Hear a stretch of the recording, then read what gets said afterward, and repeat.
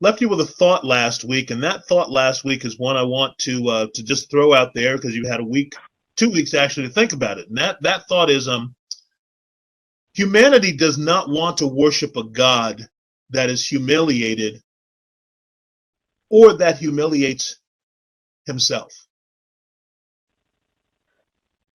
What do you think about that?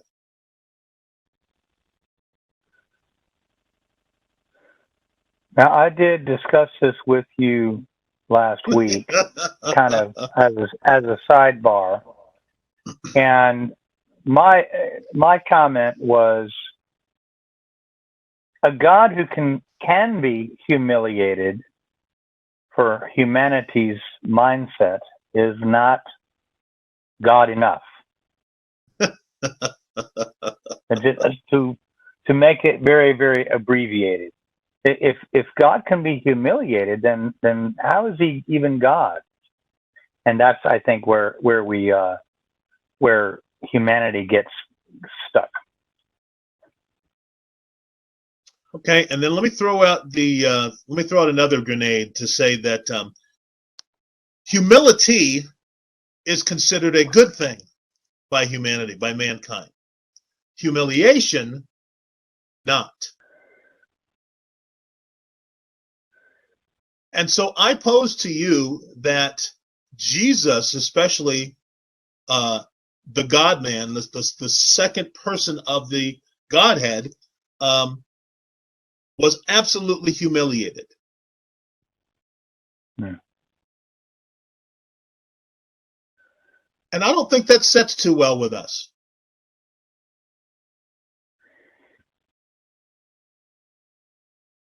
There you go. Sorry. Chris, you talking, Chris? Sorry. So you're saying Jesus was humiliated by whom and how? Absolutely. But by mankind as a whole, certainly the people that were boots on the ground would be the Jewish, his Jewish brethren as well as the Romans. But I'll also throw out the grenade to say that the cause was Yahweh God.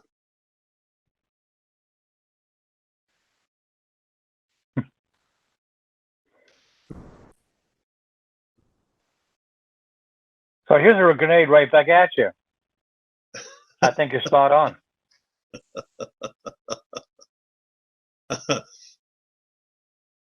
Consider Philippines too. Okay, so I appreciate that Gene says he potentially agrees with me. I'm going to suggest to you that even if many of us are in agreement, we don't like this. This is not a good thing. This doesn't make us feel good.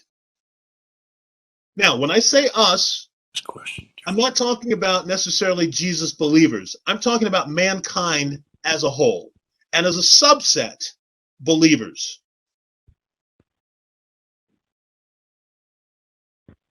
Well, as believers, we ought to be to the place where we understand some of the reasoning behind that, some of the glory behind that, in that Yahweh God allows his son to go through what he goes through for the purposes of the salvation of the human race.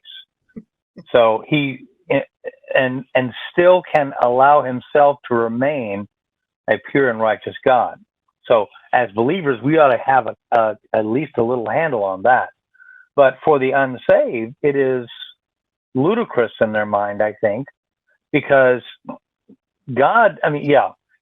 Were we in this meeting last week where someone said the question in the interview was, how would you rate your humility 1 to 10? That was Matt talking about that. Right. Okay. So it's like, okay, trick question, moving on kind of thing. It's kind of like, hey, Bruce, have you stopped beating your wife? So it's a trick question.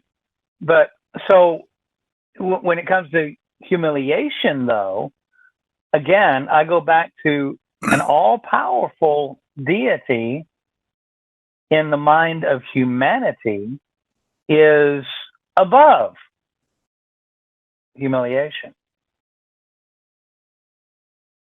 Brother Trent?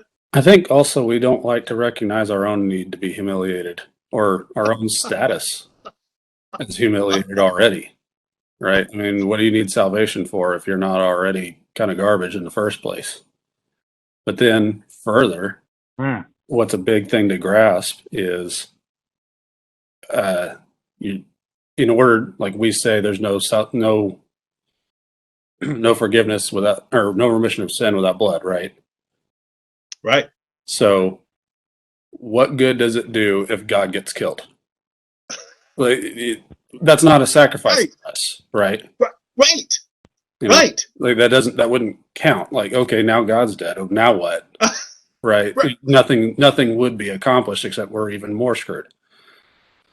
Yes. So we needed a human to get sacrificed, but adequately. It needed to be like get set up, a lamb without spot and without blemish. It needs to be the ideal, the perfect version of us, and we don't have that. We don't make those anymore. So we had to make one, and people won't grasp that God would involve himself in making one more perfect person just in order to kill him, in order to be the sacrifice that the rest of us needed. And that is humiliating. It's humiliating to even become human again. You're creator and you're becoming creation. You know, and that's the leap, is that we needed a kinsman redeemer. And people don't want to think, oh, God has to come down here and be one of us. That sounds cool, except then what? That sounds cool, except I don't like that. and I really like how you went through that, Trent, because we understand at least through the sacrificial system the need for a sacrifice. But you said this wonderfully in a candid, funny way. Except when God is killed, then that's not good. And I think certainly post our worship last week, Steve and I were talking a little bit about Warner Wallace's latest book, which sounds like he's just recently finished, and it sounds like it's really a good read. And one of the concepts there is he goes back to revisit the possibility of proving Jesus without the biblical aspect. So he looks at archaeology, looks at writing, looks at all of those historical components, and one of the things that we rest on is a lot of literature that happens post Jesus has a suffering component, has a humility or humiliation component, but previous to that, it doesn't. Because we like our gods, we like them with foibles, we like them with failures, but we like them victorious at the end of the game. Even if they're manipulative chess masters or chess players, we like them victorious. We don't like them humiliated. And let me throw one more thought out for you. That's kind of based a little bit on what Trent just mentioned, and then have you respond. Many of you in that are gathered this morning with us, you saw the Passion of the Christ, and if you didn't see it, if you don't own it, hopefully you saw it in the theaters, because seeing it in the theaters was truly an experience.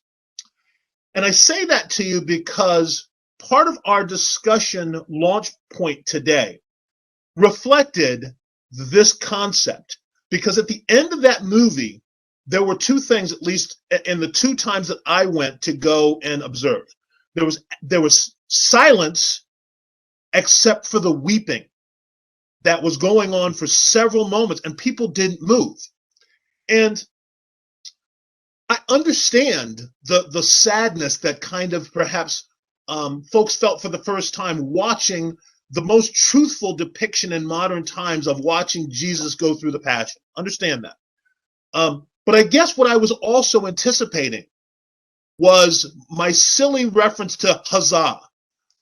If folks understood what Trent just referenced, that the price that was paid had to be paid, and then ultimately could only be paid for by our Creator, then after the silence and after the weeping should have been a standing ovation, should have been something uproarious to show that was then, but now is different.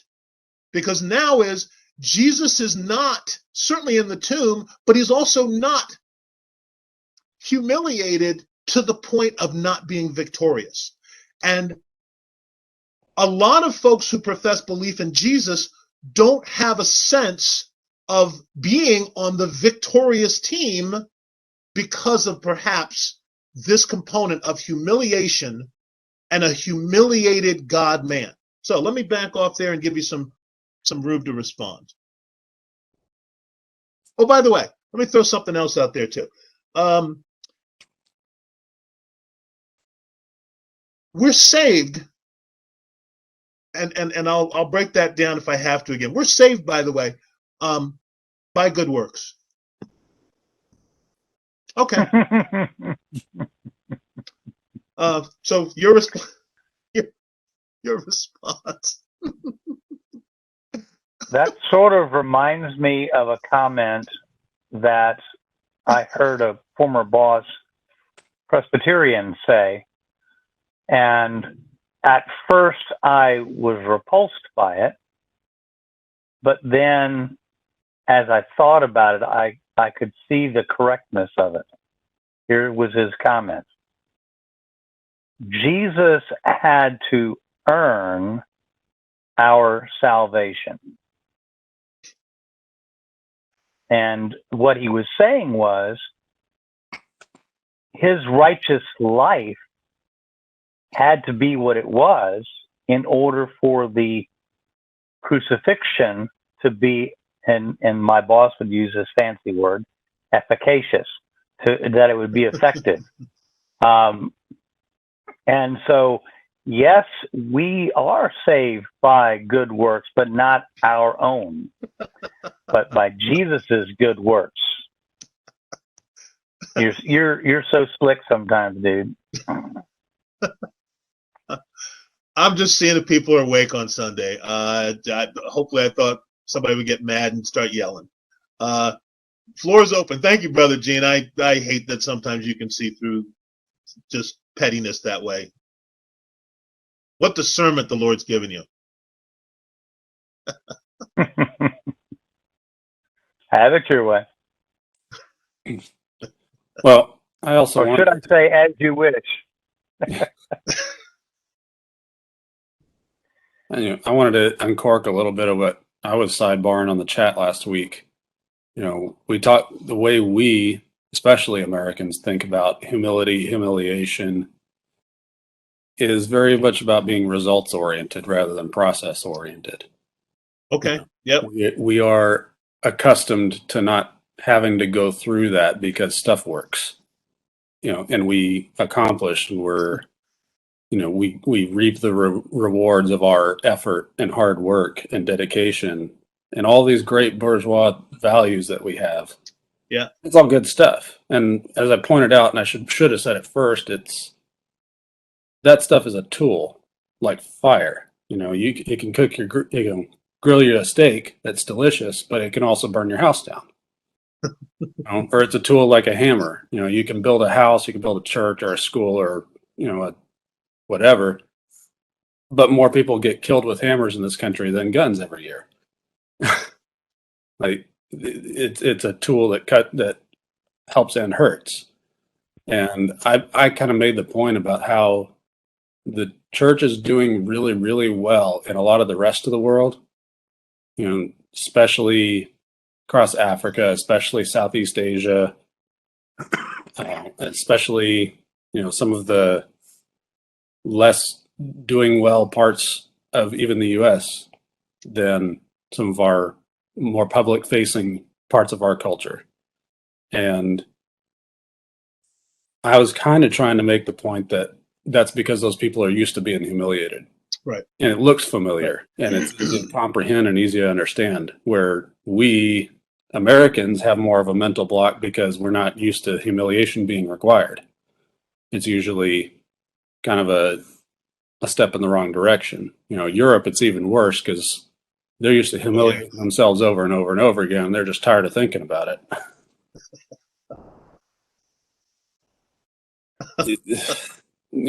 Which is a little bit of a World War II joke, but but just there's that level of sophistication that kind of gets you away from the idea that your achievement doesn't mean anything, or that there isn't any achievement at the end of the road of getting rid of stuff, stripping out stuff. You know, doing what looks like a major failure in order to have the ultimate success. Right. Preston, let me add to that. Trent, every time you speak, I have to like let you speak, and then when you finish, I have to sit and think about it for the next about 4 days. So anyway, thanks for sharing. Preston, you were making the comment about the passion of Christ and the silence that followed. And I think there's a component here that I don't understand the depth of humility, certainly that I need, but I sure don't understand the depth of humility that Christ had to go through to do what he did, number one. Number two, here's a movie about a guy who did what he did because of me. And when that movie goes off, there's two things happening. I'm blown away, but number two, there's almost a guilt. And let me carry this out. It's almost a guilt in the sense that, man, I'm like, my life doesn't add up to the sacrifice that he paid. And so it's hard to psychologically, emotionally, spiritually understand that. And it just creates this impasse almost of, I'll never meet up to that. There's nothing I can do to warrant that, which is the essence of grace. So there's a kind of a blanket of thoughts. But here's another thought too, and I want this to, I don't know how I feel about what I'm about to say, but I'm going to say it anyway. Preston, we were joking last week about playing the boys in basketball, and Daniel Nathan and how we let them win. And I can say that because they're not on here. And nobody likes losing. There's something within us. Trent, you alluded to it. There's something within an American, especially, and I can speak about Americans because I am an American. Nobody likes losing. Our culture is about winning. We're big sports people. This is a playoff weekend of football. I don't even care. My team hasn't been in the playoffs since I was a kid, but I don't care. I want to see a team that I hate lose. That's how competitive that I am. Like the Cowboys are playing today, I don't want Steve. I don't want them. I'm gonna root against them. I don't care. When that game goes off, it doesn't affect my life at all. Does that make sense? Like there's no bearing on my marriage, my kids, my Bible reading, this church, our church, nothing. But there's a competitive thing in all of us, Preston, that wants to come out on the other side victorious. And let me say two things about that. As Trent just said, it's good and bad, right? The bad side of that is it's anti-humble. It's just all that. There's another component in which I read in Romans where he says, we are more than conquerors. It says, nothing can come between me and Jesus, the love of God. I can do all things through Christ who strengthens me. Nothing is impossible with God. There's that component at which, like, I want to live there, right? I want to be able to live in this. Like, I got my sword drawn. I got my William Wallace blue face paint on. I'm on the front lines. I got you guys beside me. And if I die, I die, right? There's a sense in which I think that's biblical. I think for me, and I'll speak for me, okay? I don't know where those roads cross or intersect. I don't understand the intersection between I'm William Wallace with my sword, but yet I'm nailed at the cross because I'm completely unworthy. I have a hard time, like, where does that intersection cross? So I think there's a component at which we don't, my big thoughts are twofold. We don't understand humility, especially on Christ's part, because he did not deserve anything. And that's very heavy for us. But number two, I think there's a component which we're like, man, I'm going to win. I'm going to grow this thing. We're going to win. We're going to do this. And then, then we get on here and you're like, we got to be humble. And it's like, okay, how do I do both? So this topic is huge. And you know what? And I believe at the center of the intersection of not my misunderstanding, but my lack of comprehension, at the center of that intersection is the grace of Jesus Christ. And that's a powerful place to start and a hard thing to comprehend.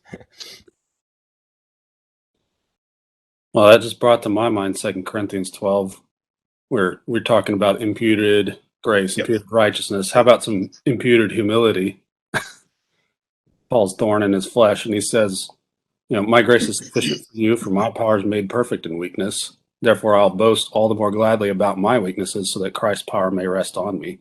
That's why, for Christ's sake, I delight in weaknesses, in insults, in hardships, in persecutions, and difficulties. For when I'm weak, then I'm strong. Same idea. So that's a really neat church statement, and I like it when the pastor reads that or preaches a sermon on that. But when I leave the building, I am not okay with that. That thorn in the flesh deal and me boasting in my weakness, no, no, no. That is not the American way. That is not the bourgeois lifestyle that I've inherited. No. Now, what you're talking about, that's the era of John Newton. That's why he could write what he writes, Amazing Grace, because he was a prehistoric guy living in times before we had conquered technology, conquered the dark. That works for him. This boasting in my weakness and thorn in the flesh stuff, I'm not okay with that except when I'm in the special holy building. I think it's funny how every time that something that's adverse to our chosen lifestyle is declared a better way to go about your faith has to do with a thorn. We got a thorn in the flesh here. My favorite, the parable of the sower.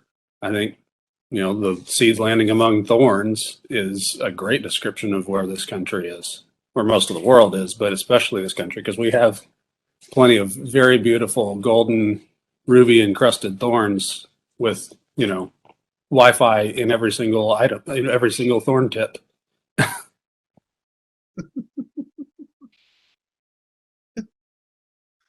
I like. I think that this I see, Gene. Go ahead. I think this kind of goes back to Trent's comment that that our acceptance of humiliation wanes as we supposedly advance as a culture and get, quote unquote, more and more civilized. As we are more primitive, less civilized, the humiliation is something that we're just kind of accustomed to it because it's part of what life is like. And we feel like as Americans, like Matt said, we're kind of past that. We want to win. So we've got to basically, in order to accept this humiliated God, we got to get over ourselves. Okay. And I like Matt thinking out loud saying, I'm not really sure how this is going to sound coming out, but I'm going to say it anyway.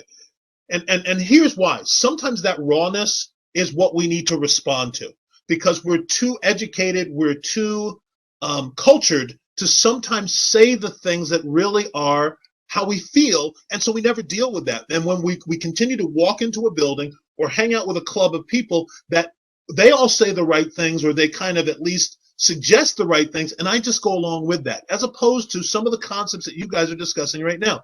And so I like when Trent says we're too modern, and this is really my belief about why amazing in terms of Yahweh, in terms of Jesus, in terms of the Holy Spirit doesn't come into our vernacular. We're not really amazed by stuff unless Elon Musk presents it, unless Jeff Bezos presents it, because this concept of God being murdered for us is not impressive enough. And in many ways, it just feels antiquated and it feels like something I want to distance myself from. So let's bring Matt back into play here, because I think it does become something that's more applicable, something you'll wear better, but you have to maybe consider a couple of concepts. One I'm going to do a movie reference to and have you think about it this way. When this humiliation is one that you can consider personally, then you have a different sense of being amazed by it. And you've heard me say this for years. One of my favorite silly song references in church, colloquially, is one where I say, Elton John got it right, but didn't understand it when he said, someone saved my life tonight.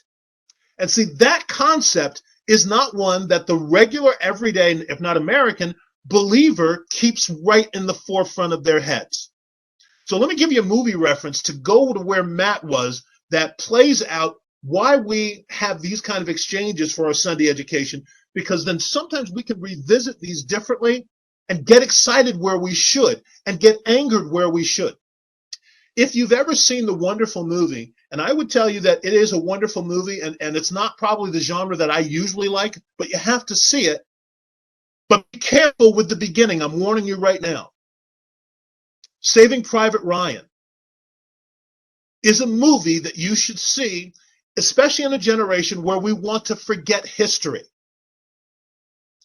And the end of the movie is key as well, because the end of the movie pivots on what it is that Matt just talked about. And here's where it is. There's two things that happen, and I got to give away a little bit because it's important for you to understand this. Tom Hanks says something to the Matt Damon character, and I can see some of you already recognize it. And he says this thing that you brought up a couple moments ago. Earn this. Earn this. He says earn this in a situation where Tom Hanks perhaps is not around to ask that question again. And at the end of the movie, the Matt Damon character, older, asks the question, was I worthy of that? Now, hopefully I didn't give you too many spoilers that you don't want to see the movie. Maybe what I've done is encourage you to sit through 3 hours of a really well done movie to understand a bit about World War II, but understanding humiliation, sacrifice, and the personal application of it. Because the Matt Damon character lives his life after the Tom Hanks exchange considering, did I earn? Did I earn what was given to me? Am I operating in such a fashion that I was worthy of the gift given to me? And folks, I would challenge that if Americans, if not just the world of believers, operated according to those two principles, this world would be one that's changed. Because we would be acting as though Jesus' death, his humiliation, his perfect life, and that he lives now is absolutamente amazing. But we're too evolved. We're too modern to consider it that way. So I've thrown out a couple of things there. Your response. And Bruce, you've been quiet. You got a thought or two? I was hoping you were gonna, when you said movie reference, the one that I kept thinking about while you were talking about this, and I'm sure we've had this conversation before, was Superman 2. Oh yeah. You know, what did he do in that movie? He wanted a relationship, a true relationship with Lois Lane. And so he went back up to his fortress of solitude. Yep. And he gave up his powers, right, so that he could walk as a human being. He could walk as an average guy. And then, of course, that scene in the diner where he gets beat up. And I remember when I saw it the first time, I was angry. I was there. As I was like, get up, punch him, get it. You know, I mean, I was all in it, right? And I mean, you could. They did a really good job. Those movies now are kind of dated, right? They're not quite where they need to be for us today. But at the time, I thought that was very well done. And I was drawn into that entire humiliation that he experienced, that he was willing to go through that to be able to have that relationship with Lois Lane. And that's what I was thinking about. But in our culture today, with, you know, people being like the Big Bang Theory, everybody walking around with the superhero shirts on, everybody wants a hero. They don't want someone who struggles and is defeated, supposedly. That doesn't sit well in our human minds today. And everything everybody else has said, I agree with. We're a nation of winners. There you go. You know, Bruce, that is such a powerful analogy. And Preston, it makes me think about something you and I have joked about before. I think we joked about it last week, Preston, where there was a movie series called 24 where Kiefer Sutherland played Jack Bauer, you know, and Jack Bauer always wins in the end, right? He gets it, but he always, at the end of the day, and we like that, you know. My boys, like, I just watched season 1 with Brendan, and he's like, best thing I've ever seen. Jack always wins. And then after 24 ended, a show came on called Touch, and it was Jack as a father of a special needs child. And the first episode of the season, Jack's at a gas station and gets in a semi-confrontation with the guy, and the guy punches him in the stomach, and the guy on touch, falls to the ground, and that's how the scene ends. And I'm like, I looked at Erica and I was like, I don't think I'm gonna be able to watch this. I was waiting for him to jump up, pull a gun out, and shoot the guy. Here's my point, and then I have a verse press I want to throw on the table for everyone to consider. Bruce, I was thinking about what you said about that story and that how they wrote that script. Sometimes we become accustomed to what our culture is largely, and without knowing it, you become we're in the world but not of the world. Often that is not true. Christians, we are often of the world, and the culture that our world is, we buy into that. We buy into Spider-Man wins at the end, and that little episode there that Bruce talked about, we don't relate to that because we're not all about that. And so it made me think of this story in the Old Testament, Preston.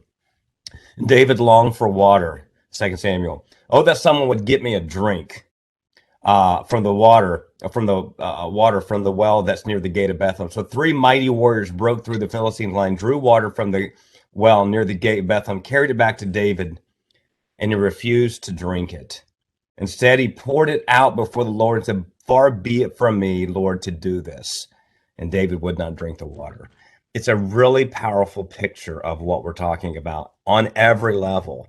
I don't quite understand the connecting to it because I haven't really thought through it, but it's David saying, "I want water," leading this war, right? And 3 guys sacrificed to bring it to him, and he said, "I'm not worthy to drink this." It's almost the epitome of strength. It's almost the center of the crossroads. It's the epitome of strength and leadership while understanding the sacrifice these guys went through and feeling not worthy. It's humility and power in one, and that's a really hard thing for us to wrap our heads around.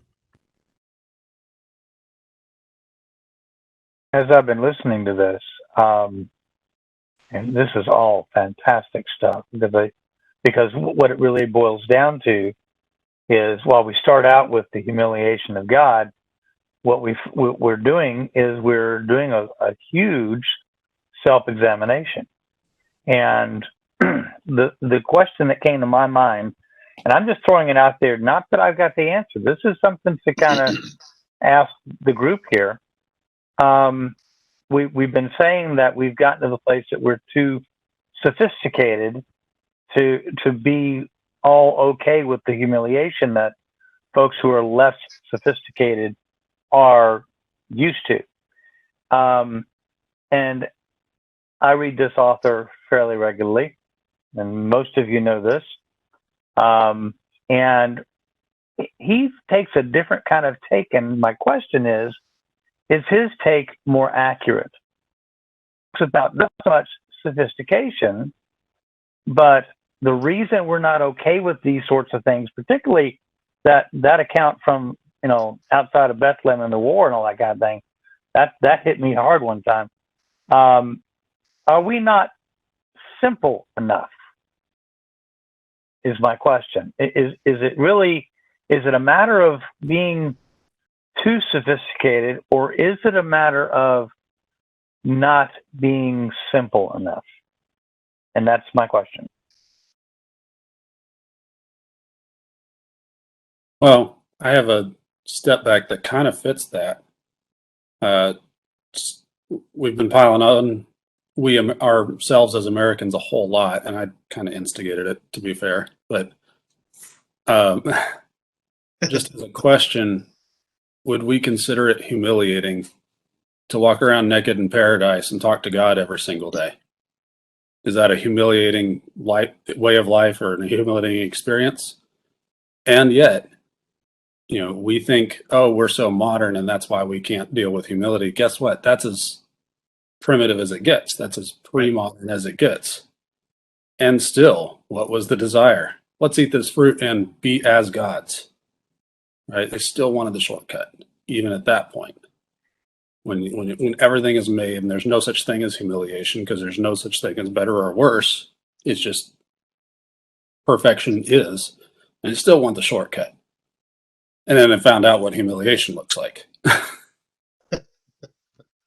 So Trent, I want to say, can I interrupt you real quick? Yeah, go for it. Because when you said that right there, Preston, something hit me. Because I do think at the core, Trent, it was about the shortcut, with no doubt. It was also about Satan sharing a lie and deceiving them into that it was literally true. And when you're pursuing something that's not true and don't know it, that's a very dangerous slope to be on. So, and I think if I think about the deceived route that connects to my flesh, that's a really combustible, not in a positive way, combination. That's pretty deep, Trent. Yeah. Well, was it pure deception or was it confirmation bias?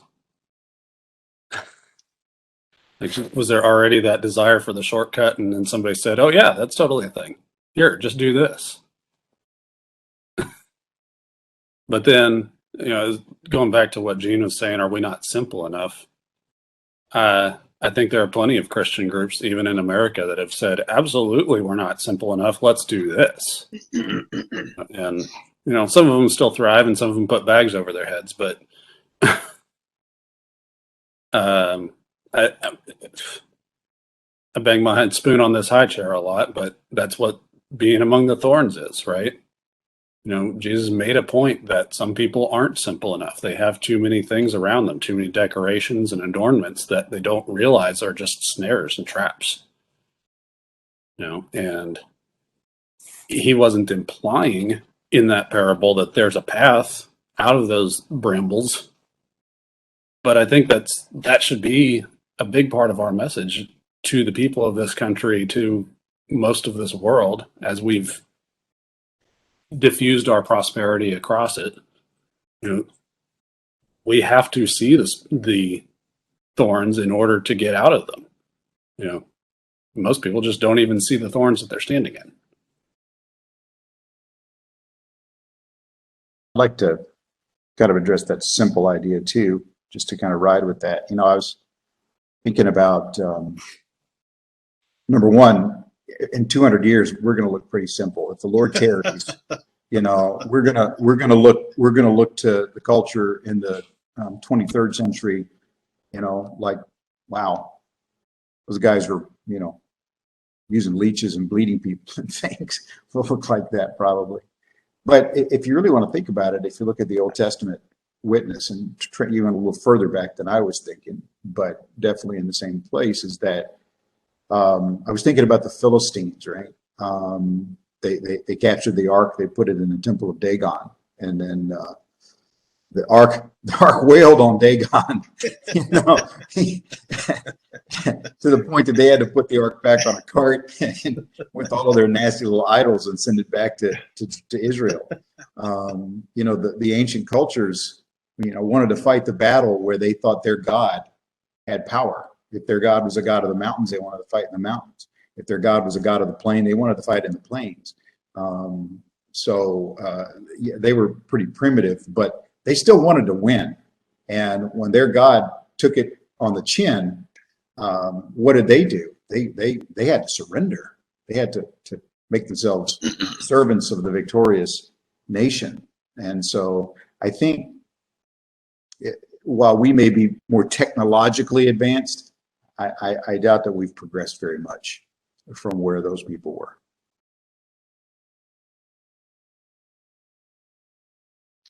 So I think especially right now, with some of the conversation lingering, even taking us back to the garden, we're finding kind of a fundamental that's a part of mankind. And let me suggest this before I throw out this saying. This amazing imputation study that we're launching into.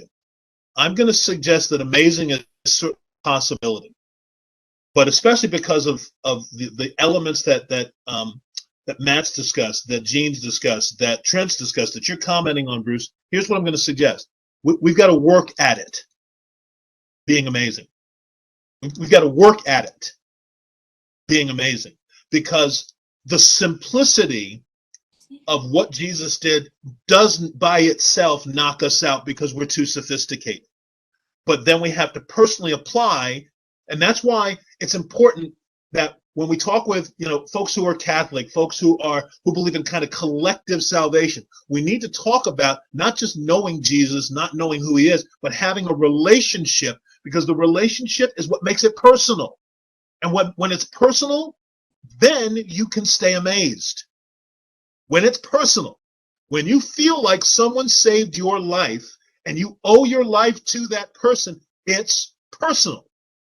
And no matter what that person does in someone else's eyes, you always feel amazed, if not for the person, by what the person did for you. And that's why we started last week talking about Exodus and the blood, because Jesus, the angel of death that Yahweh sent into Egypt, passed over not because of the work that the Jews did in putting the blood on the lintel and on the doorpost, but because of the blood. And as humiliating as that concept is for us in modern day America to think about, that blood has power and significance, we need to rely on the fact that Jesus' spilt blood, that was an earning power that Gene referred to, is what we should be in amazement about. And let me touch on something that Trent mentioned, and I love kind of when he does this, when he just starts kind of vamping. I heard a sermon I was listening to a couple days ago, and the pastor said this thing that is, or the pastor said this thing that we hear in churches all the time, but because they're preaching a sermon, there's no opportunity to push back. And I don't think that a lot of church participants or congregants would push back. But I listened to it, and it's the kind of thing that makes me go, excuse me, got a question about that. So the pastor suggested he couldn't wait for a time when sin was abolished, when we were sinful no more. And that's the kind of phrase that you say in church that no one says anything about. My problem with that is this. If we really were looking forward to a time when sin no longer was a part of things, shouldn't we be working and striving right now to eliminate it from our lives? If we were really looking forward to that, shouldn't we be purposeful right now in avoiding those things that we believed were sinful or not honoring Jesus' sacrifice or Yahweh God? But we're not. So we're waiting for Yahweh to wave the magic wand, say the magic words, come, even so, come quickly, Lord Jesus, and that twinkling of an eye changes us. But until that time, I'm good. I'm good with the decisions I make. I'm good with the life I lead. I'm good with the stuff that populates my thinking, because Jesus is going to fix that, but I don't need to do anything with it at all. And part of that limits our ability to be amazed. Because when we really think about it, we're honest. Some of the stuff that I attach myself to, that you attach yourself to, we really like wearing it. It feels doggone good. And if that's what it takes for me to be amazed by Jesus, I'm a little bit selfish and want to hold on to my stuff as long as I can, because I like my stuff. I've accumulated it. I made it. I wrote my name on it in Sharpie, and I'm owning that bad boy. Let me throw that out for you. Well, I think as a matter of increasing simplicity in your life, I think the biggest simplicity you can introduce is to short circuit your normal behavior pattern.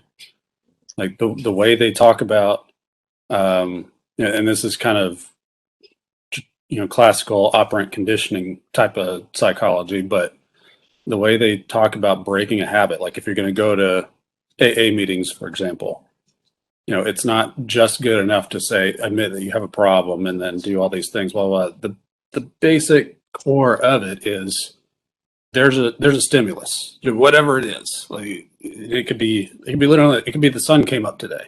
You have a stimulus, and your brain, your body, or whatever just processes that in whatever way it does. And then you have a response, you have an action. And the way to break a habit is to subvert the way you made the habit in the first place, is to get into that process zone instead of just say, don't do that thing at the end. It's you have to cut that chain that goes along. And that's, a piece of simplicity is don't do all of the things that, that fill your head, that inform that processing process. in order that the action doesn't occur at the end of it.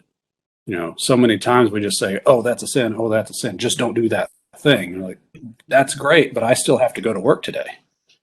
That's great. I still have to talk to my wife. That's great. I still have this kid that throws rocks at my car. Whatever it is, you know. What you got to do is stop doing what you do every time that stimulus occurs. Either avoid the stimulus if you can do that, but that's not always possible. But better is do this. Fill yourself up with this, because all of this is what will inform your process in your head as you formulate a response. You know, and so when Gene talks about simplicity and stripping out and doing, you know, we do too much, a lot of that is what a lot of the response to that is don't just read it, don't just listen to it. It's let the Holy Spirit do through you the greater things. I was kind of tracking with you on that, Trent. You know, when you were talking about the whole process thing, if you're having a problem quitting smoking, and you know you smoke after breakfast and you smoke on a break at lunch, then yeah, you've got to change that pattern, and that's absolutely the way that you have to do that. And as I was thinking about what this pastor said, and you brought up the fact, you know, get in the Word. I just had this overriding sense, and I don't know this pastor you're talking about, Preston, but it almost sounded to me like the voice of someone who was desperate, who perhaps himself was caught up in some sort of sin, you know, whatever it might be. And so that was the kind of the voice of frustration of someone who probably already is in the Word, probably already is praying, but for whatever reason, he's got some hill that he's not willing to die on for that sin. And he's to a point where he's going, I'll just be glad when this is done.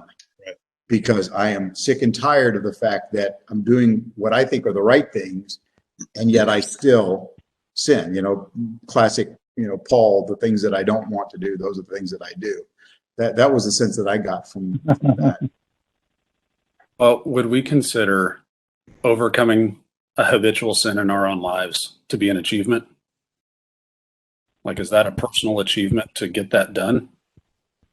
Because I think that strikes at the heart of being humiliated. You know, did you do it?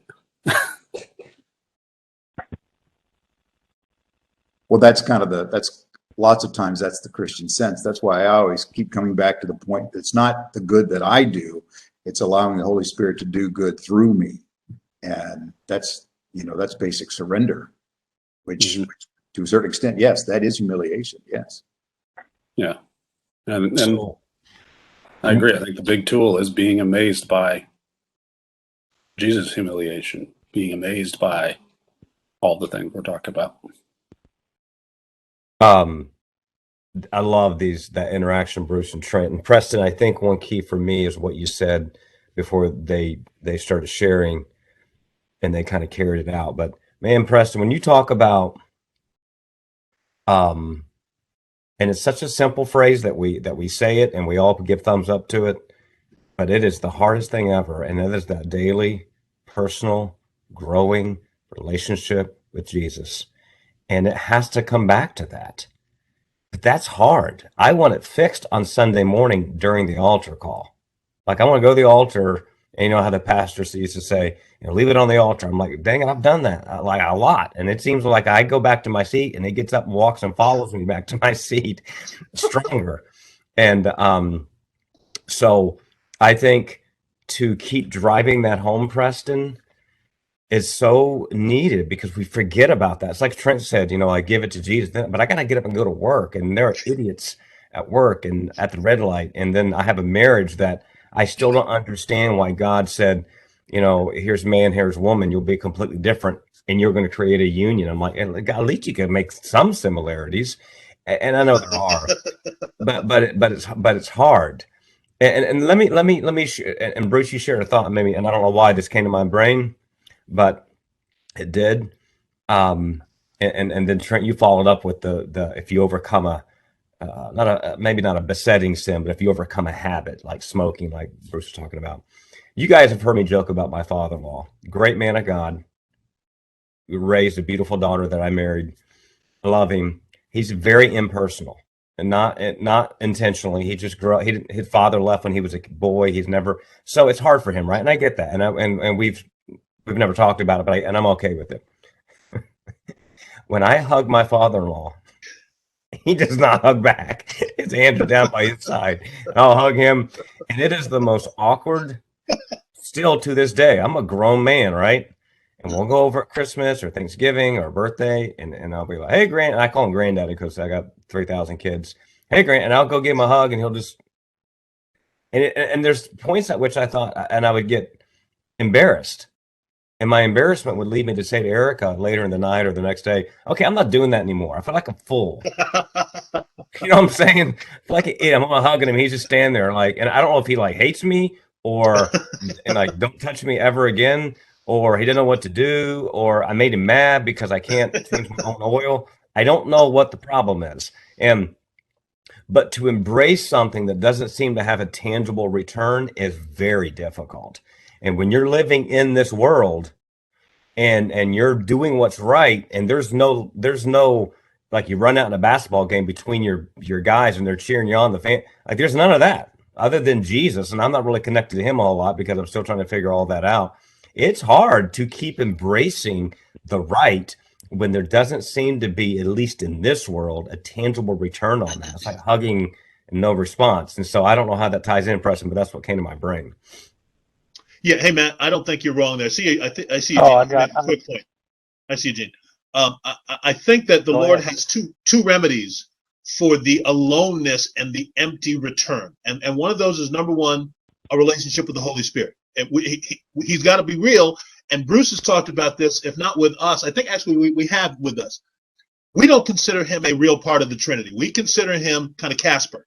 So we need to consider him real because he is the reminded promise of the forever and the eternity, right?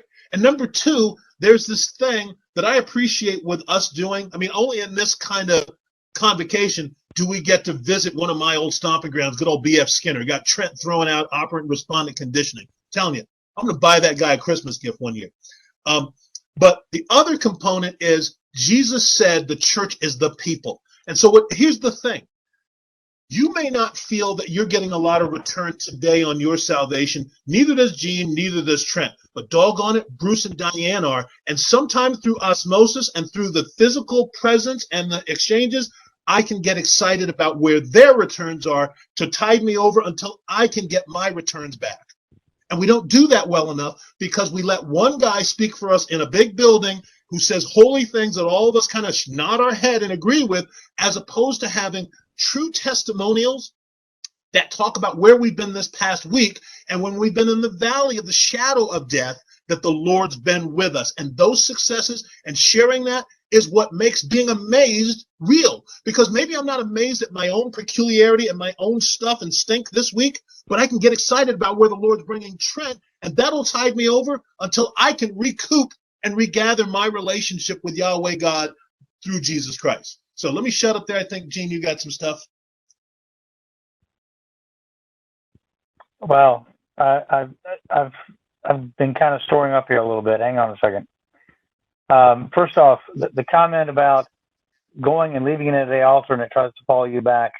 That whole picture is one that we've been allowing to be superimposed upon our lives. We've talked about 24. We've talked about movies.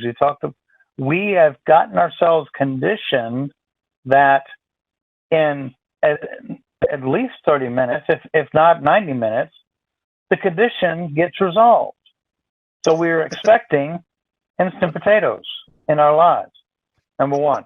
Number two, the allowing the scripture to recondition our responses is something that we really don't want to do. We want to take it in, we want to understand it, but this thing called application is really tough to do because we don't want to allow a book, some will say a archaic Bronze Age book, to influence our responses, but it really needs to condition our responses. That's part of what I'm talking about when we talk about being simple enough.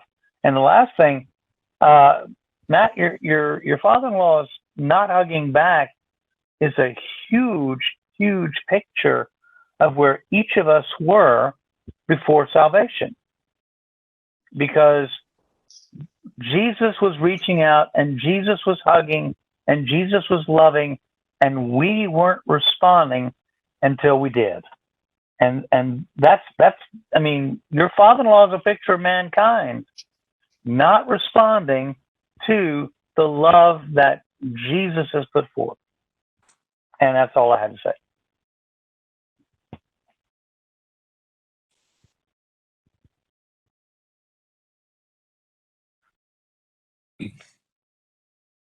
Well, one of the thought. Oh, sorry, Matt.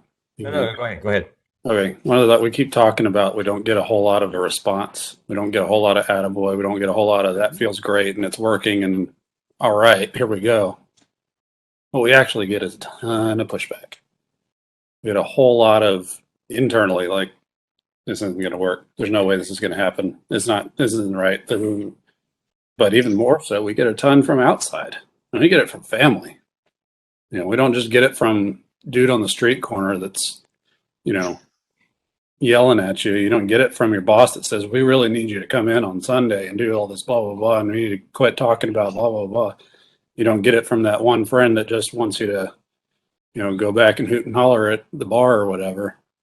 And you'll get it from your family. You'll get it from your wife. Like, I need you to spend more time with this blah, blah, blah. I need you to not make me feel bad when you tell me that this isn't how we should be talking to each other. Like, everybody will give it to you.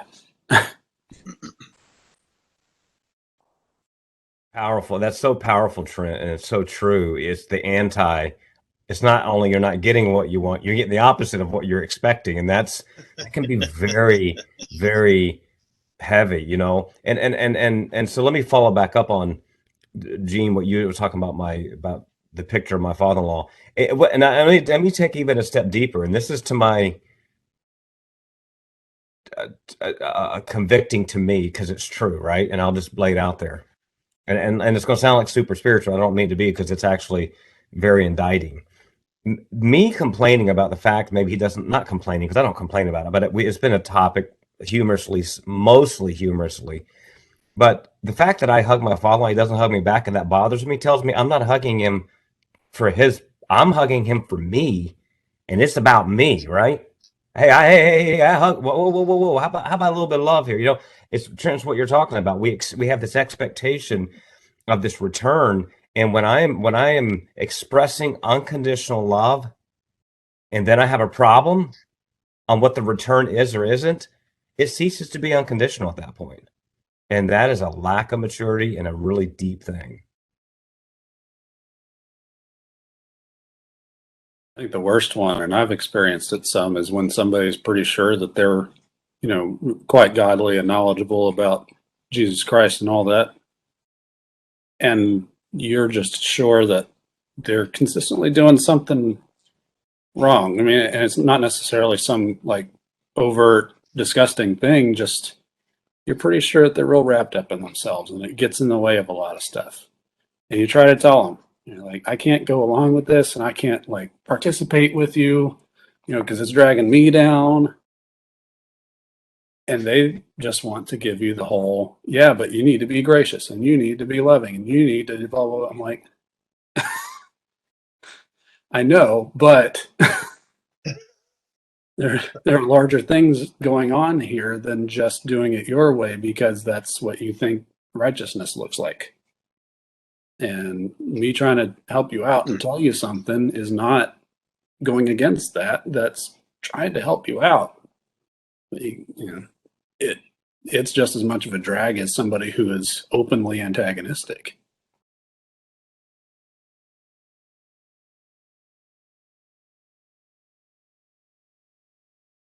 You guys are just coming up with such nuggets while you're discussing, and I'm writing them down to try to address them through the course of our discussion. So if you see me looking away, that's why. And I do that when I'm facilitating, when we're together in when our physical presence is in real life. I'm wonderfully excited that we can have this kind of a discussion before we even start pulling apart the Bible verses, and then even start taking a look at the definitions that we need to at least hover around, because this begins to shape that we're going to have a neatly involved discussion about amazing grace, amazing imputation, that maybe that will linger and that we'll take with us outside of singing 4 verses of a John Newton song that we feel is we're way beyond that anyway. Let me share something with you, especially listening to some of your feedback and listening to Matt talk about the zero payoff. And you know, I like that Matt would say that, because church people won't regularly admit that sometimes following Jesus, sometimes expressing and acknowledging Jesus, it feels like, if we're honest, it feels like zero payoff, because we don't get the results that we read in the first century church. We don't read that you can lay on hands and all of a sudden, you know, somebody's healed, that you give a handkerchief to somebody and that handkerchief has healing property, that you can say silver and gold have I none, but what we have in abundance we're going to give you. Get up and walk. That doesn't seem to happen. Plus, when people listen to us, they don't just seem to we're not modern day Billy Grahams or Billy Sundays. People are not just getting saved left and right because we talk about the name of Jesus. But we need to be bonded together in a way that is, and this is a challenge for Christians today, because this is probably one of the stumbling blocks for a lot of contemporary Christians: family. And for those of you that have been pastors or preachers, you know that when blue laws no longer became anything that were community influencing, they were antiquated, and then Sundays became open days for athletics. And people would make their choice. Their choice was, we pretty much only spend 1 day a week in church, but if our kid has a chance to get a scholarship for traveling baseball, well, we choose traveling baseball, and our ministry will be as we travel and do traveling baseball. You guys, some of us, we've experienced that in a bizarre and banana kind of way. And I say that to you because that is a lack, and that's a demonstration of showing that we're really not amazed at what Jesus has done for us. And we're certainly not believing that it's our right and reasonable responsibility to be a daily sacrifice, to put ourselves on our own personal altar the way that Jesus did before the whole of the world. So community is one of the things that binds us to help us to continually to be able to reach out and grasp a sense of amazement. But the other is the Holy Spirit. And he's not a real enough personage for us to sometimes not only rely on, but to admit. So I'm going to throw this out to you because it's going to be on the platform during the course of 2022. I think that Matt said this before, New Year's resolutions. All right, I understand the concept, but I also understand the concept, if not in 2 weeks, in 6 weeks, pretty much the resolution has gone the way of the dodo. So, but sometimes there's a difference when you put out a resolution and then you have accountability checks. And so right now, let me give you an example. I am struggling through the book of Psalms. And so my accountability partner is Sarah.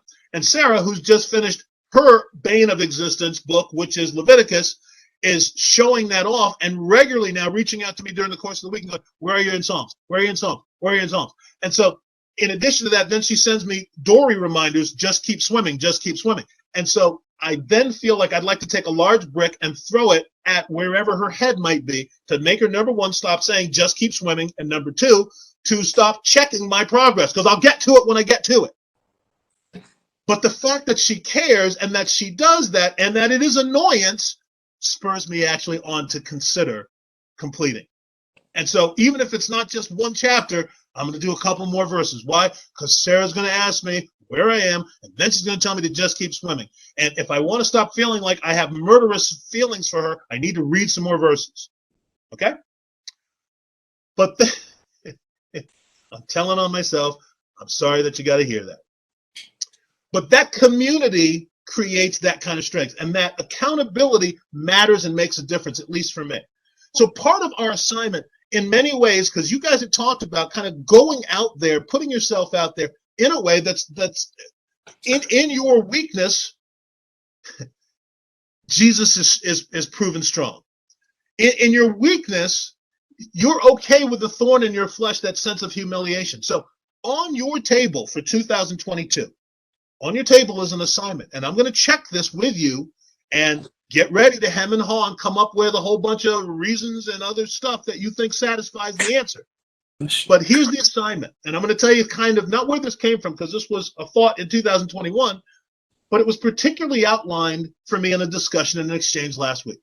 Okay? So here's your assignment for 2022. It's not a New Year's resolution. It's an assignment. And I'm not going to Jim Phelps you and say, if you choose to accept this, and if you get killed in the proving of this assignment, we will disavow. That's not the case. You will still belong to the Lord Jesus, and I won't disavow knowledge of you. However, I'm going to bug you about not having done it. So here's your assignment for 2022.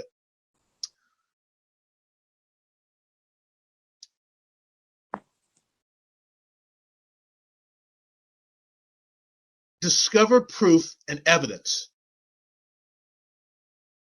if your family members know Jesus. Discover proof and evidence if your family members know Jesus. So it's not okay if I were to ask Matt and say, hey, Matt, does your father-in-law know Jesus? And Matt were to say to me, well, he goes to church all the time, and long as I've known him, he says really good, godly things. You'd be surprised how many Christians have that answer when you ask them about sometimes even their spouse. So your mission in 2022 is to find proof and evidence if your family members know Jesus. And the only way you're going to be able to do that is by something that Trent's hit on this, Matt's hit on this. It's by putting yourself in an uncomfortable position, because it's going to make you feel probably more uncomfortable than the person you're asking. It may also be relationship breaking. But I would also tell you, as crazy as it is, it's kingdom business. It's eternity oriented. And it's something you should know and not guess about. And so that means if it's not your spouse, if it's not your brother or sister, if it's your cousins, those folks with whom you get together and gather, say on Resurrection Sunday, on 4th of July, on Memorial Day, ask them and discover if they know the Lord Jesus.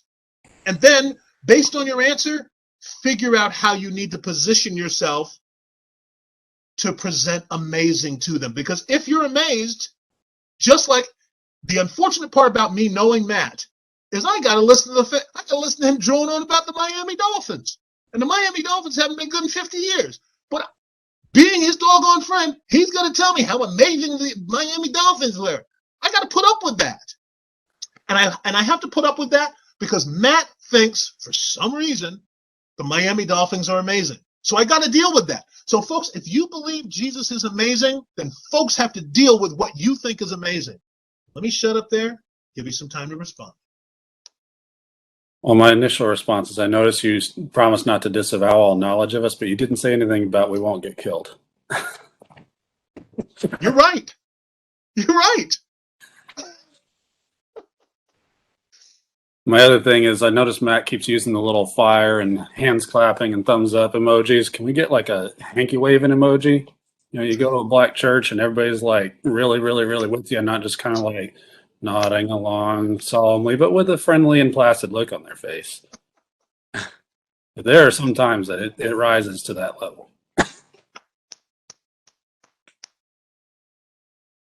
Okay, I'm not done being silly.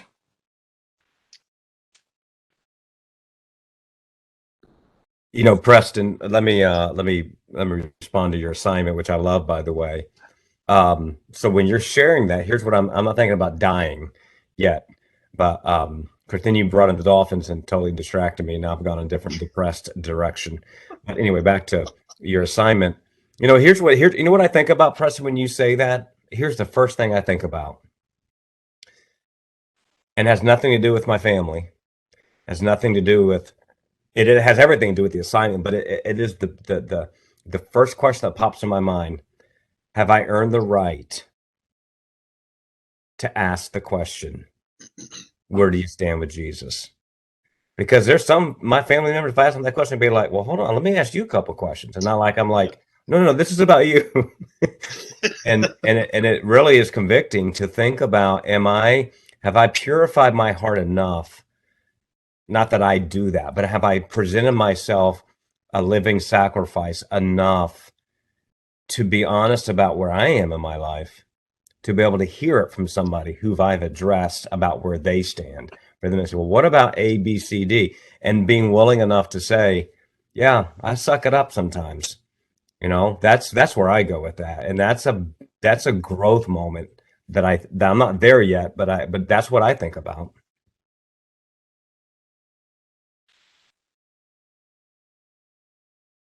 Preston, Yes. you hear me? Is that Bucky?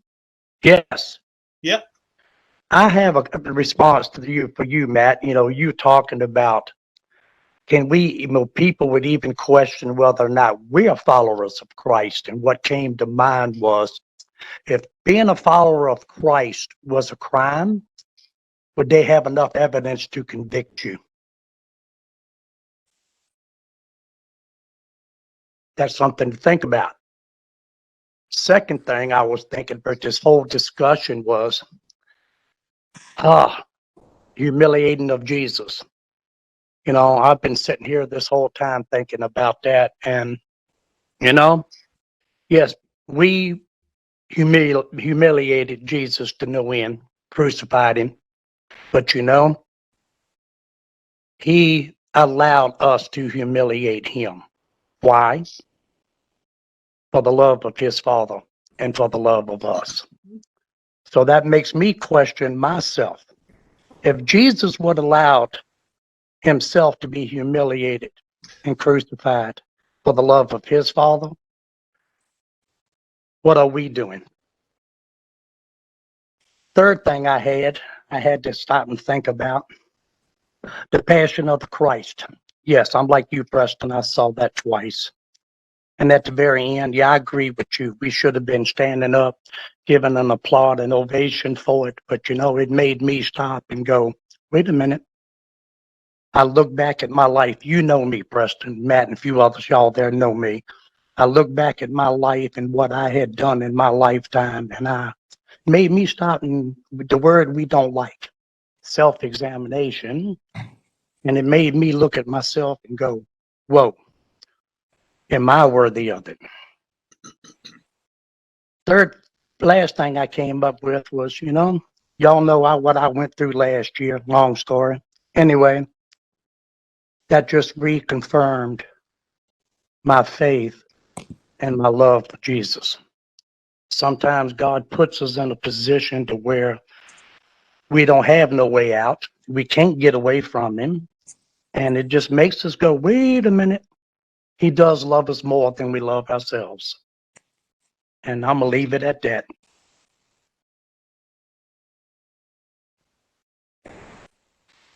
Hey, Bucky, thanks. And I see some of you. It looks like you've got some ready to speak items, and that's cool.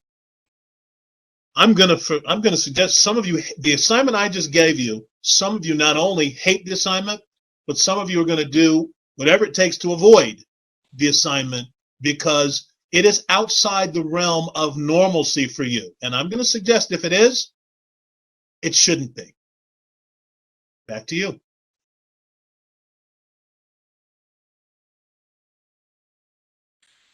I will say one thing that popped into mind with what Bucky just said. And it kind of goes back to Saving Private Ryan. He says, earn this. And, you know, Tom Hanks fading away there is kind of one of those big tearjerker moments, even for big grown men like us. But all of our literature, all of our heroic stories, all of our tales, all through history have to do with a meaningful death. We hate it when somebody just kind of, well, that one's just a casualty. That one was an innocent bystander. That one was pointless. We always want that big, going out with a bang, laid it all out on the line. people are going to sing songs about you for all time. But that's the thing is, Jesus said, greater love hath no man than he laid down his life for his brother. And we want everything we do to be so meaningful. But one, are we at that level? That's always the question that comes up with that verse. But two, and maybe more poignant and accusative, are we willing to let that one be the meaningful one? Or are we going to try so hard to make our deaths so meaningful and so legendary to try to overshadow it and try to eclipse it? Where the only meaningful death that we really, really, really, really need in all of history is the one. And if you're not willing to just kind of embrace that idea, then the daily surrender is not going to happen.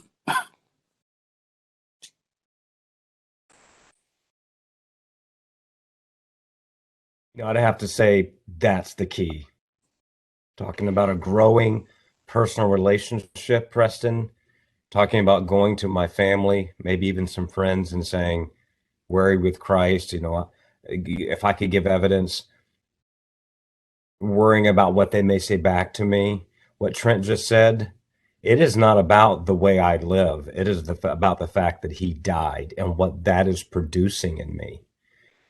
Because there's a point at which, Gene, you and I grew up in this, right? There's a point at which I lived so well, like I followed the mandate so well, I begin to put my confidence in that.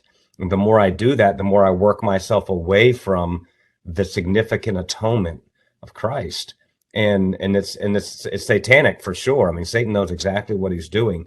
But if I can do what Bucky said, and I sit at the end of that passion of Christ, and I just stay in the moment of the significance of his death and the significance of his atonement, like I realize in a growing way, it is not about me. It will never be about me. It is about him living through me. And that's a really important place to stay and a hard place to stay. I hear you guys talking through all of this. Man, this is so much here to kind of grab onto. I was thinking about just how we present ourselves before our family, and I would say coworkers and friends as well. You think about Jesus. He spent every waking hour just about with those disciples, and lived a life that was so exemplary that two of them wrote books about him. And a third certainly helped that book get written, and you think they saw him thick and thin, high and low, everything in between. They saw him live his life. And I think we sometimes miss that very clear point. We do tend to look at the crucifixion and kind of remove a lot of his life, what he lived. And I know in my own life, I certainly have crashed and burned in front of loved ones more times than I care to say. And I'm speaking spiritually, though, and usually I know one of the things I've wrestled with for years is just my anger and patience, I guess. And those things have been tested and tried many, many times. And I've come back lacking at times. But Preston, we're talking earlier about you and Sarah and that accountability. And Trent had mentioned AA briefly when he was talking. And I just think, how many of us have somebody who we've given permission to ask the hard questions? And that really is where it's at. I mean, we're surrounded by people in our church family that we could just say, look, ask me anything. My life is an open book. We don't even do it with our spouses, to be honest. And, if we started to do that, if we had a life that was lived out in front of other believers like Jesus's was, I think there'd be an entirely different success rate, if you can say it that way, in our lives. But we don't do it. We show them the highlight reel. We show them just absolutely the very thin crust of our life, and the rest of it, that's private. And we're not going to do it, because if we did, And I looked up humiliation, right? It's the loss of pride. It's the involuntary loss of pride. Correct.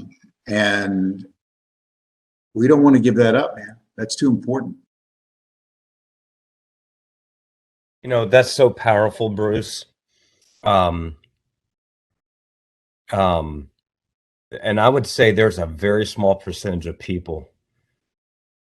I'm not even going to say pastors because that's not, there may not be any percentage, but a very small percentage of people in general who live that way.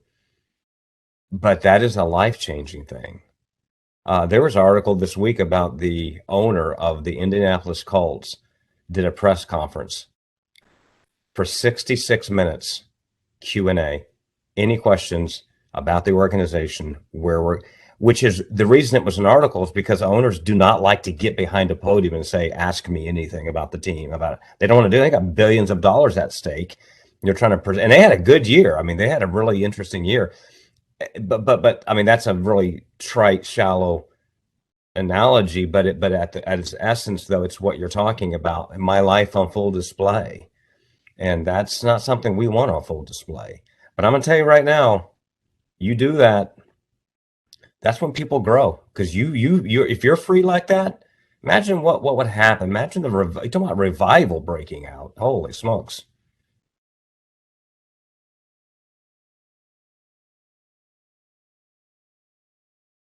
So, with this assignment, there are some advantages, and I'm going to actually give you a kind of a promise that you're going to ask me, or maybe it'll make sense to you. There are some advantages. There are some bonuses with it. Look, especially when we come out of our last study, recognizing what being a bondservant, being a slave to Jesus is all about. We touched on the concept that only what you do for Jesus has eternal value, has eternal equity. And so let me give you maybe a positive to this assignment if this is the way that you're bent.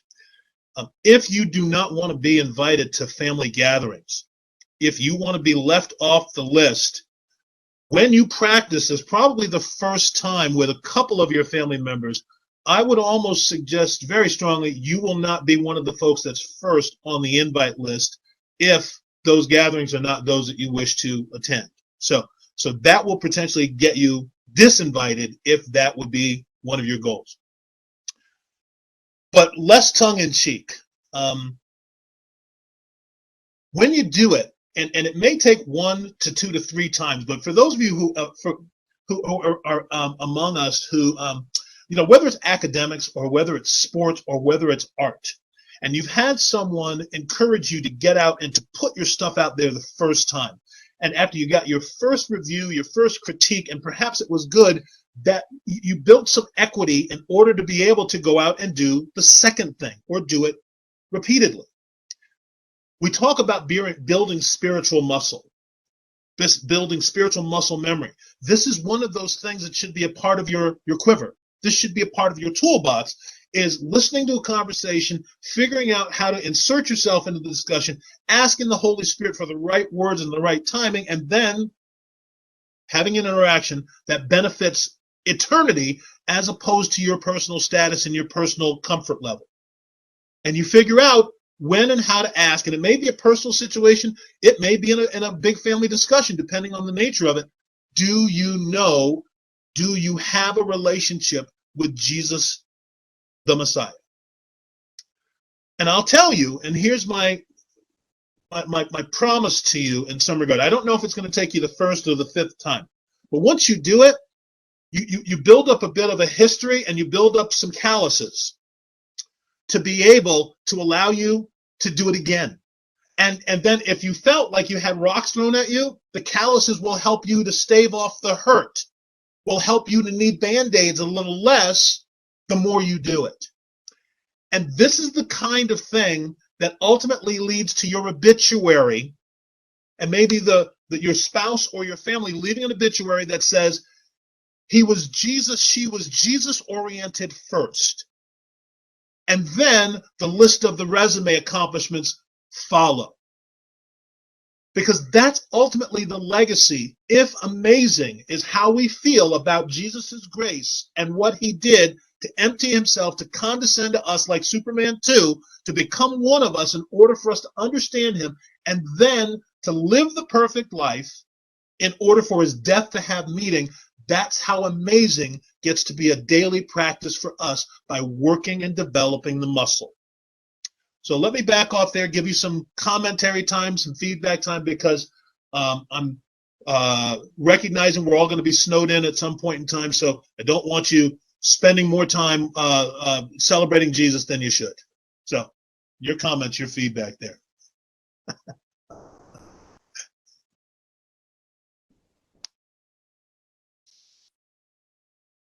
An old saying, I don't know how old it is, but applies pretty well to high school boys.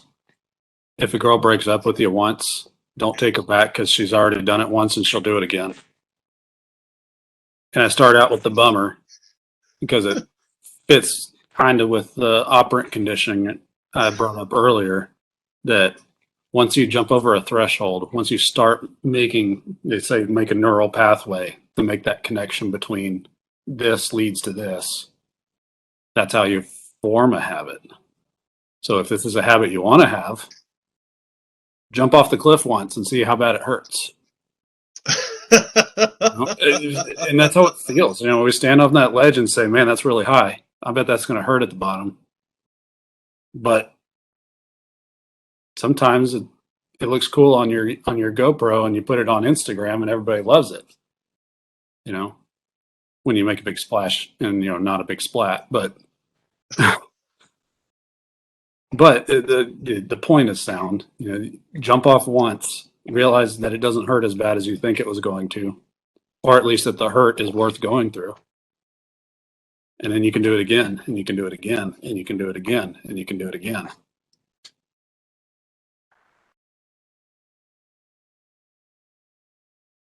Yeah, real life experience here.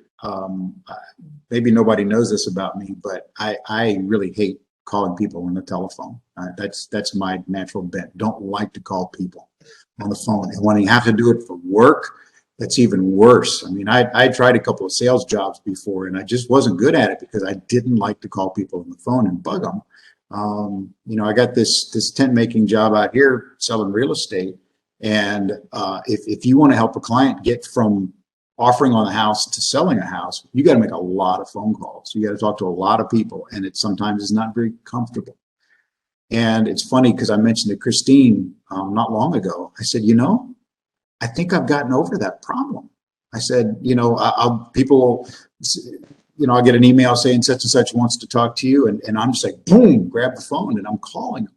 And you do it enough, and all of a sudden, it really isn't a problem anymore.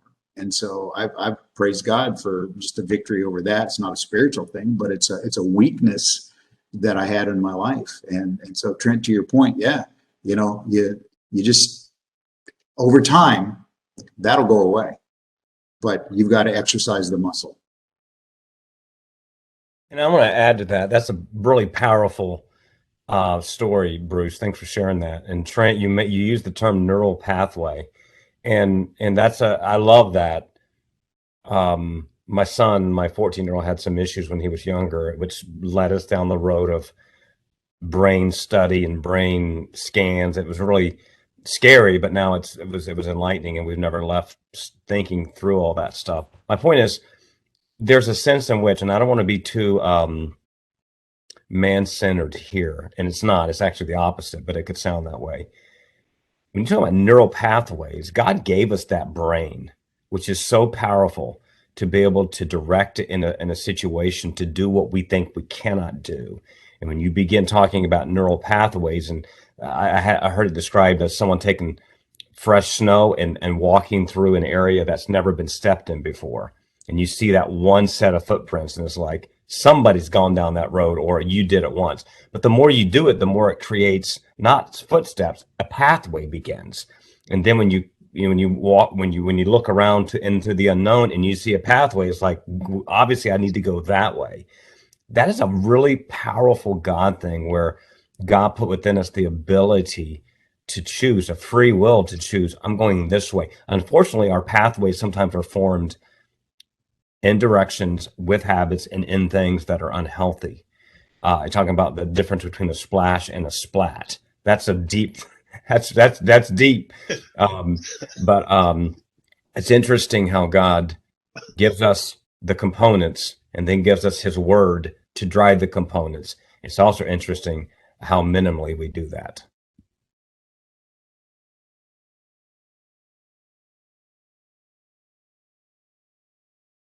So as we close, and hey Trent, if you would you pray first in a second to close to this session?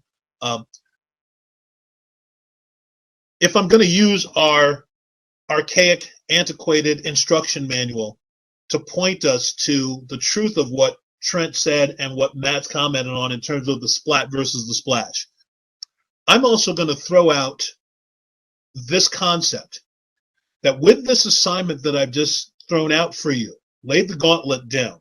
And by the way, having given you this assignment, I'm going to ask you how you're doing. I may even ask you to talk a little bit about it when we gather, because I think it's important for you that if you're trying and struggling, that you share that. If you're trying and having some success, that you share that, because we can all learn from that, because we don't share enough some of these personal trials and personal struggles to know that anybody except me is experiencing this. But if we use our manual, I'm going to suggest to you that doing this actually can result in fun. Yeah, there I did it. I said it. I said it again in terms of worshiping Jesus, fun. And here's my proof of that. When Jesus sends out the 12 at least, not even the 70, the 12, when the 12 come back, they can't stop talking. They've got stories upon stories upon stories to tell Jesus of their successes, and maybe not so much their successes, with the assignment that Jesus gave them. Did it work not carrying money? Did it work when you need to shake the dust off your sandals and go to the next place? Did it work being hosted with families you didn't know and then telling them of the good news of the gospel? They came back regaling the Lord with stories. And so, folks, part of what will help us to maintain our amazement that we should have is by being on assignment and having stories to tell, both good and weird, about going out to do this thing that ultimately, especially if we do it as a team, can be fun. And I can tell you, I've spent time with Bruce. I think Gene in this event, and unfortunately plaguing my wife. And sometimes it's fun to figure out when in the interaction you can ask people if they know Jesus, or when in the interaction you can throw down and say, oh, by the way, I'm a Jesus believer, and see what that does. Fun. So I'm suggesting to you, Christian, that you don't have to be stagnant, and Boresville. You can be fun and have excitement and energy, dunamos, that helps to fire up your engine. So, any other commentary there before I ask Brother Trent, hanging out with Grandpa and his daughter, to pray us out? Any other comments there?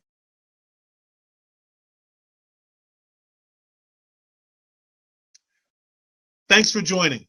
Exciting day. It's always exciting for me, if not to physically gather, to virtually gather. And then, folks, go out and do, and let's have the stories to be able to talk about, because that'll help keep us amazed.